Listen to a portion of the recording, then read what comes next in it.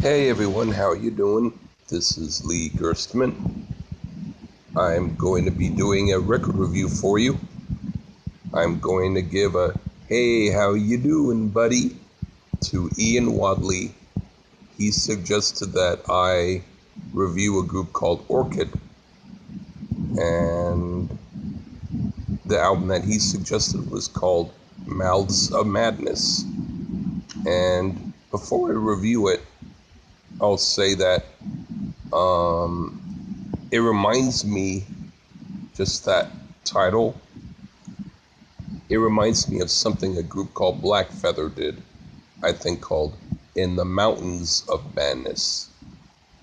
And if you ever get a chance to hear that song by Black Feather called In the Mountains of Madness, I suggest you do it, because they're kind of an obscure group and the song is really, really out there, okay? You really don't know what you're going to get into until you listen to it, but it's definitely bent and a bit might make you a little nervous. But anyway, the group Orchid apparently is from the Bay Area, my Bay Area, around Oakland, San Francisco area. I hadn't really heard of them before until Ian suggested them, and he's not from around my area. Isn't it kind of interesting how, like, let's say I might know of a group, a southern group, that maybe a guy in the South doesn't know about because, he's listening to stuff from somewhere else, and vice versa. It all depends upon what you get exposed to. But anyway, what I found was something really interesting that I'll talk about in the songs.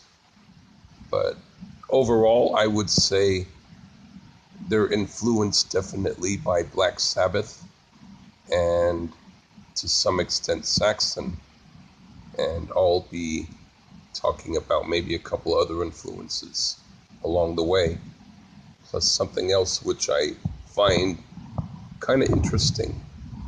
But anyway, the first song, Mouths of Madness, that's like a classic style rock song with a modern edge, and it sounded like something that I wrote or could have written.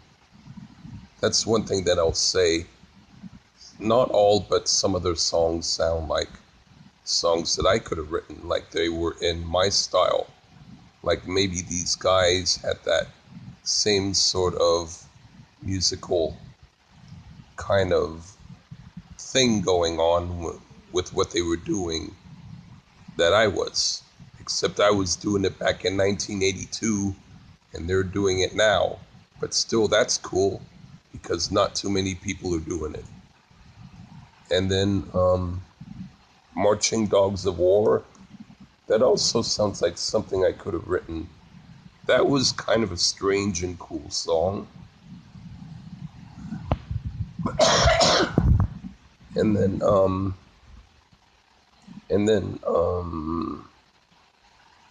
Nomad.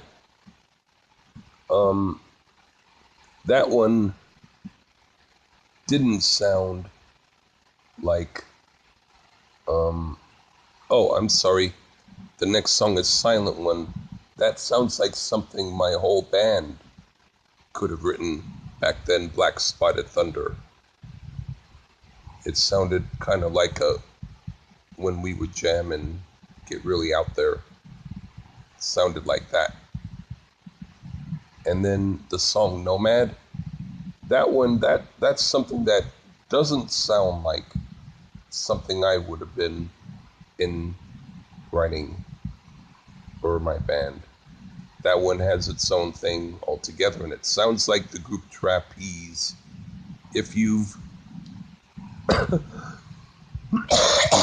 heard of the group Trapeze, maybe listen to their album Medusa.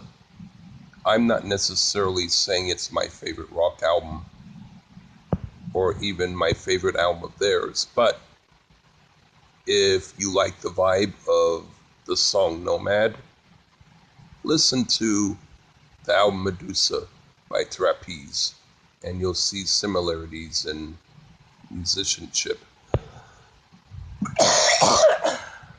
And then the song Mountains of Steel, that's another one that sounds like something I could have written. That was very cool. And then Leaving It All Behind, I could picture that being on Master of Reality by Black Sabbath. It kind of has the vibe of that album. Pretty interesting. And then Loving Hand of God, that was a total Black Sabbath style of song also. That was pretty interesting too. And then Wizard of War, that sounds like something I could have written with Dale Stilson, one of my band members. And then the last song, See You on the Other Side, sounds like a cool outtake off of Black Sabbath's first album. It was an interesting song. So yeah, I would say that Orchid, if any of those guys knew any of us back then, or could have maybe heard us in passing when we were playing when they were young, who knows? But I'll say Orchid is influenced by Black Sabbath, Saxon, Trapeze, and Black Spotted Thunder. Why not? Okay, that surely isn't a bad thing. Okay, well, thank you, Ian, for suggesting that album. That's been my review. Take care.